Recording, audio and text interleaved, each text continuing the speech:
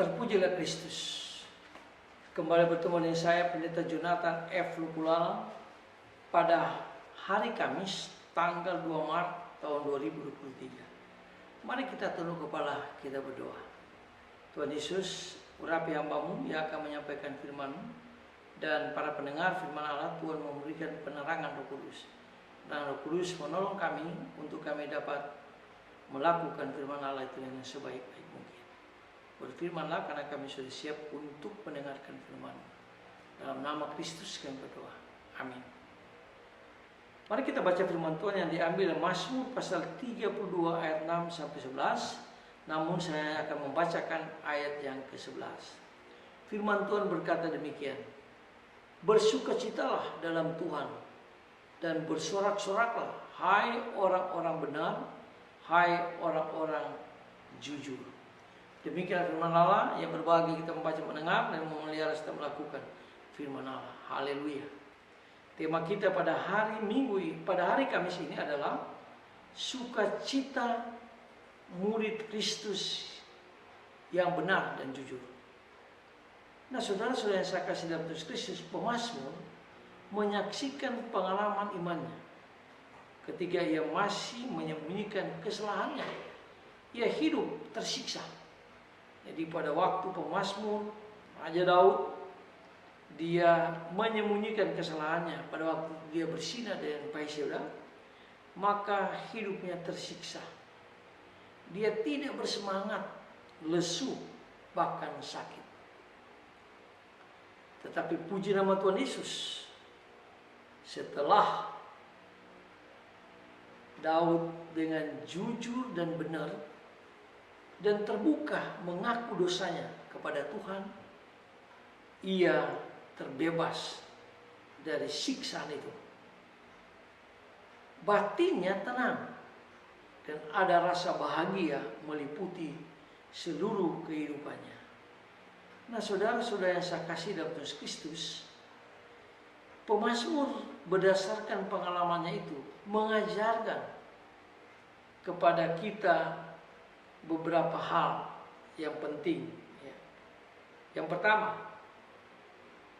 supaya setiap orang mau mengakui kesalahannya kepada Kristus, sebab Tuhan Yesus mau ditemui, mau mendengar doa, permohonan, dan pengakuan orang yang mau datang kepada Kristus. Tuhan pasti akan menolong kalau dia sungguh-sungguh bertobat dan dia datang kepada Kristus.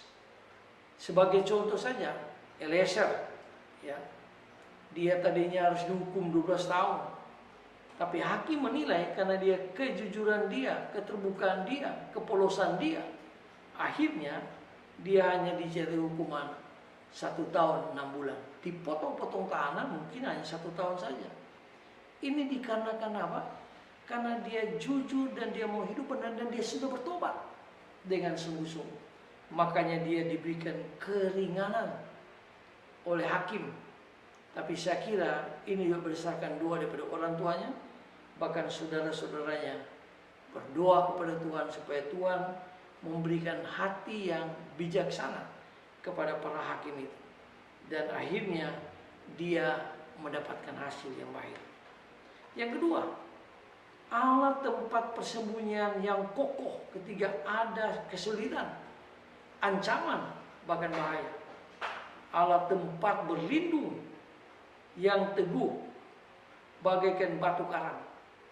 Orang-orang yang percaya pasti akan dilindungi oleh kuasa daripada Allah sendiri. Allah dalam Kristus pasti akan melindunginya. Para malaikat tentara surga akan menjaganya. Asalkan kita mau hidup jujur dan benar di hadapan Tuhan Yesus. Tuhan tidak akan pernah meninggalkan orang yang benar dan jujur di hadapan Kristus. Sebagai murid Kristus, memang sepatutnya kita benar dan jujur. Yang ketiga, janganlah suka memberontak. Jadi sebagai murid Kristus yang benar dan jujur, tidak boleh memberontak. Kenapa? supaya Tuhan memberkati. Kebiasaan memberontak membuat kita jatuh, bahkan jauh dari Tuhan, dan Tuhan jauh dari kita. Apabila Tuhan jauh dari kita, siapakah yang akan mengendalikan diri kita? Siapakah yang akan memberkati kita? Jadi, kalau kita menjadi murid yang benar dan jujur, janganlah kita memberontak. Orang yang memberontak dan tidak jujur, pasti hukumannya makin berat.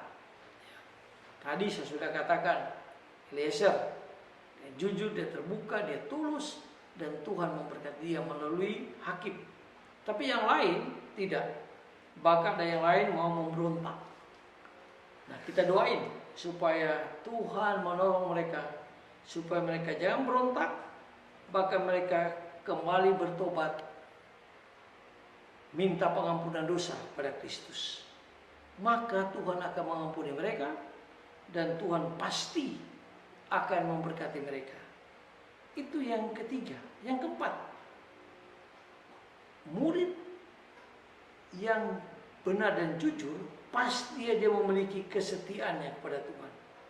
Jadi kasih setia Tuhan melimpah dalam hidup orang yang benar dan jujur, walaupun dia mengalami penderitaan yang luar biasa. Tetapi Tuhan tetap akan menjaganya. Tuhan tetap akan melindunginya. Karena Tuhan ingin supaya orang atau murid yang benar dan jujur harus bersukacita. Itu jelas sekali dikatakan di dalam ayat 11. Bersukacita dalam Tuhan dan bersorak-soraklah, hai orang-orang benar dan hai orang-orang jujur. Jadi kita sebagai orang yang murid yang benar dan jujur, Tuhan menghendaki supaya kita ada sukacita, kita bersorak-sorak di dalam Tuhan. Bukan kita bersorak-sorak di atas penderitaan orang. Bukan kita bersorak-sorak karena kita berbuat dosa. Bukan. Tapi kita bersorak-sorak karena kita hidup benar dan jujur di hadapan Tuhan. Nah, saudara-saudara yang saya kasih dalam Tuhan Kristus, marilah kita bersukacita dan bersorak-sorak di dalam Tuhan sebagai murid yang benar dan jujur. Sebelum kita membaringkan diri untuk beristirahat, mari kita renungkan sebentar kasih Tuhan yang telah melindungi, menolong, dan menjaga kita sepanjang hari, baik pagi, siang, bahkan sampai malam. Bahkan terus siklusnya berputar 24 jam. Dengan bersyukur dan bersukacita, kita tetap akan menyerahkan diri kepada Tuhan Yesus, dan kita diberkati oleh Tuhan sepanjang hari, bahkan sepanjang bulan, bahkan sepanjang tahun. Kita yakini bahwa Tuhan akan menolong kita kalau kita benar-benar menjadi murid yang benar dan murid yang jujur. Mari kita tunduk kepala, kita berdoa. Tuhan, tolonglah melalui kuasa Tuhan, melalui firman Allah, melalui Roh Kudus, supaya kami betul-betul menjadi murid yang benar dan jujur, sehingga sukacita Kristus memenuhi hidup kami, dan kami bersorak-sorak karena Kristus ada hidup bersama dengan kami. Jauhkanlah kami, Tuhan, dari hidup berbohong dan tidak jujur. Jauhkanlah kami, Tuhan, dari hidup seringkali berbuat dosa, kebohongan, dosa ketidakjujuran. Tapi tolong kami, Tuhan, sebagai murid yang jujur dan benar, Tuhan pasti memberkati kami. Ampuni dosa kami, Tuhan. Dengarlah doa kami. Dalam nama Kristus, Gembala kami yang sangat baik dan Gembala kami yang sangat benar, kami berdoa dan bersyukur. Haleluya. Amin. Terpujilah Kristus. Sampai kita berjumpa di kesempatan yang lain.